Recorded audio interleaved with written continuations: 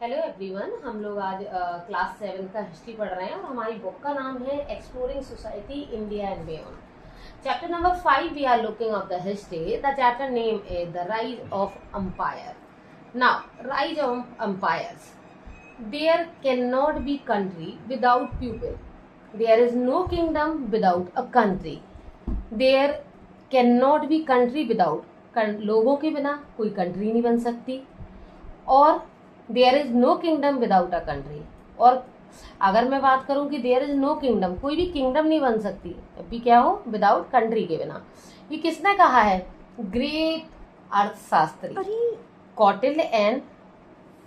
कौटिल्य इन अर्थशास्त्र। ओके, कौटिल्य इन अर्थशास्त्र, कौटिल्य जिन्हें हम चाणक्य भी बोलते हैं, है ना, ये वही कौटिल्य हैं। कुछ क्वेश्चंस हैं यहाँ पर। What is an empire and how did the empire rise and shape an Indian civilization? इन क्वेश्चनों के हम जवाब पढ़ते हैं।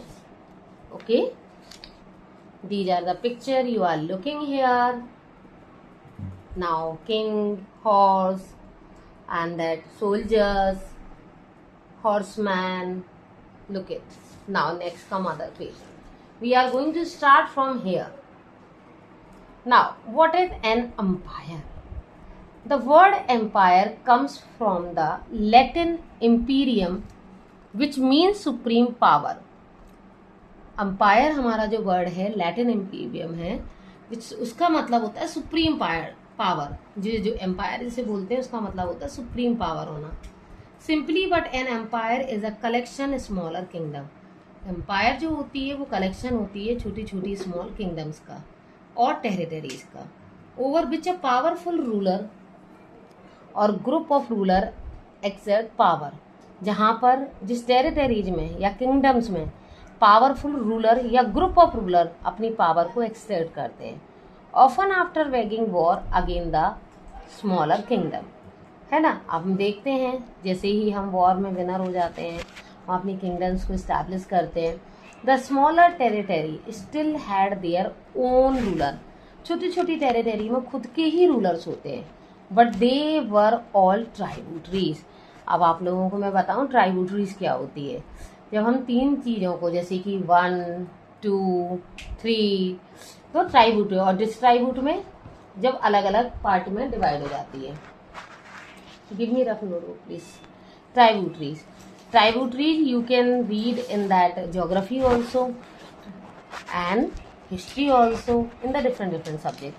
To the emperor who ruled the whole territory. जो राजा पूरी टेरिटरीज पर रूल करता है उसकी कैपिटल पर यूजली अ मेजर सेंटर, वो सेंटर बन जाते हैं आपके इकोनॉमिक एंड एडमिनिस्ट्रेशन पावर के। And now ancient Sanskrit text word commonly use the emperor. This clear they include the samrajya. क्या बोला गया है? साम्राज्य। साम्राज्य का मतलब होता है, यहाँ पर लिखा हुआ है साम्राज्य, है ना। साम्राज्य मतलब मैं कह सकती हूँ इसको इजीली कि साम्राज्य या लोगों का राज या साम्राज्य या ओके। और यहाँ पर मैं बात कर रही थी ट्राइब्यूटरीज की। आपकी ट्राइब्यूटरीज, है ना, 3 डायरेक्शन में अलग अलग डिवाइड हो जाना, ट्राइब्यूटरीज हो जाती हैं। दिस ट्राइब्यूटरीज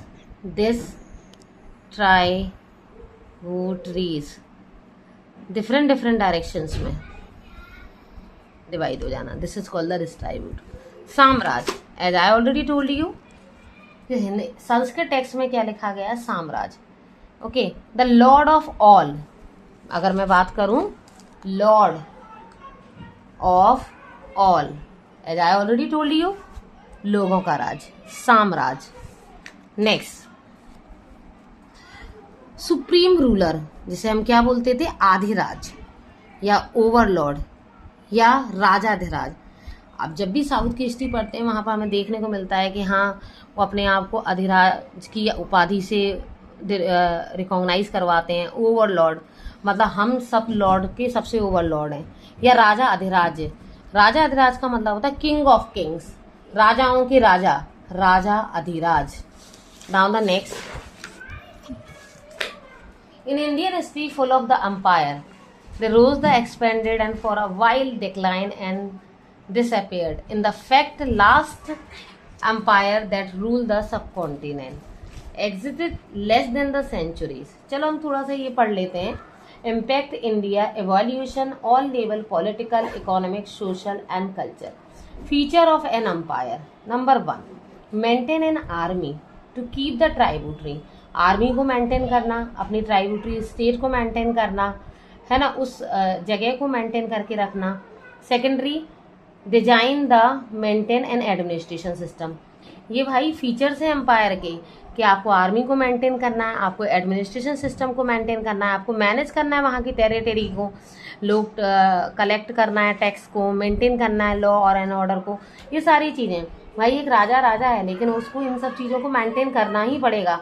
अपने टेरिटरी को मेंटेन करना पड़ेगा, टैक्स वगैरह कलेक्ट करने पड़ेंगे, मेंटेन लॉ एंड ऑर्डर, ये सारी चीज़ें. Now third one, makes law and issue the currency. Law बनाना, करेंसी इशू करना and major the regulating trade. आप लोगों को पता ही होगा कि जिस तरह से मोहम्मद बिन तुगलक ने अपनी करेंसी को इंट्रोड्यूस किया था, उसमें कॉपर के कॉइन्स चला दिए थे, है ना, कॉपर के कॉइन्स को इक्वल कर दिया था गोल्ड के कॉइन से. इसीलिए तो मोहम्मद बिन तुगलक को मतलब एक बहुत ही हार का सामना करना पड़ा था, अपनी कैपिटल को चेंज कर दिया था.